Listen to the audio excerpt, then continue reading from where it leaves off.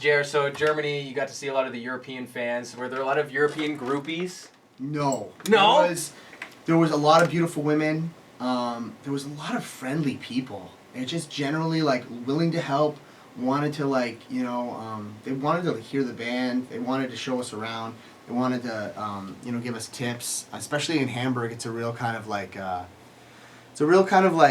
hub of like a lot of different places coming together. It's kind of like a Brooklyn meets Montreal in German kind of vibe, and like it was just a really cool place to be. And it's just a lot of stuff we'd never seen before. Was there any language barrier at all? A little bit, but it wasn't like the kind of thing that you made you feel bad.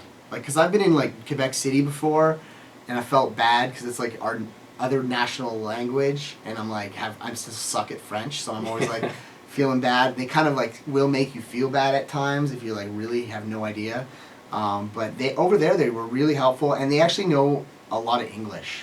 Right. It's kind of like forced into their society a bit more, I think, just because of like movies and like everything else, and they're a little bit more like adaptive to it, just because of the fact that it's such like the language of business, like worldwide. I feel like they have to know it, which it makes me feel bad as an English speaking person because I don't want to force it on anybody. You should be able to speak whatever you want. But it was definitely cool just to be able to be like, just get understood a little easier. Yeah. If I'm trying to order a knockwurst sausage or something. You guys have been doing a ton of touring.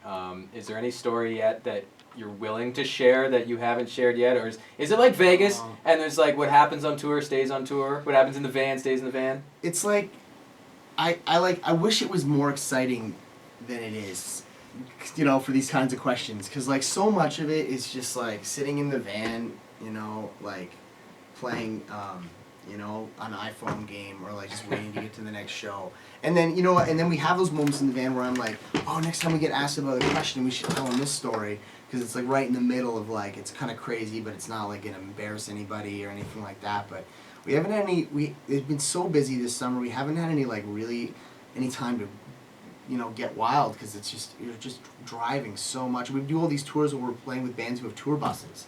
And we're in the van, and we're just like trying to get to the next show, and like we're doing the driving while they're sleeping on the tour bus. And it's just like there's no time to party. Like we can't even get crazy because it's like we have to drive for 10 hours and then do it all over again. Who drives? Everybody. You have to. Switch, yeah. Yeah, there's definitely people in the band that have strengths. Like Brandon, our organ player, like he can go for like 10, 12 hours at times, which is crazy, like trucker endurance. And he's also awesome at backing up the trailer, which is like a skill that takes a long time to get good at. Yeah. And he can put that thing into a parking spot, at 3 a.m. after doing a 10-hour drive, and that's always impressive. When do you get to a bus? What stage do you have to be at? How do you do that? How do you get a tour bus? This winter, maybe. The Yeah? first one. Yeah, we're hoping to do it because first of all, touring Canada in the winter is like ridiculously dangerous as it is, and I've done it probably 10 to 15 times in the last 10 years, and this tour in particular is I think the first tour that we might actually.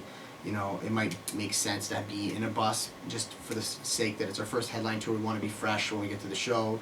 We have to do a lot of radio, so we don't want to be like flying into racing into the city in the van and then jumping right into the seat right here. And so, I think this is going to be it. We're still working on all the logistics and trying to make sure that we're not going to blow any chance of a profit on being in a bus, but I think it's going to work out. I don't know about you, but I'd love to try driving one of those tour buses. I don't. I'd be like, I want to drive it. I want to try the sofa in the middle, and I want to do this and play Xbox until Edmonton. Yeah, that would be cool too. All right, man. Well, thanks for coming in. It's Jer from Monster Truck. Check him out at Hamilton Place right before Christmas.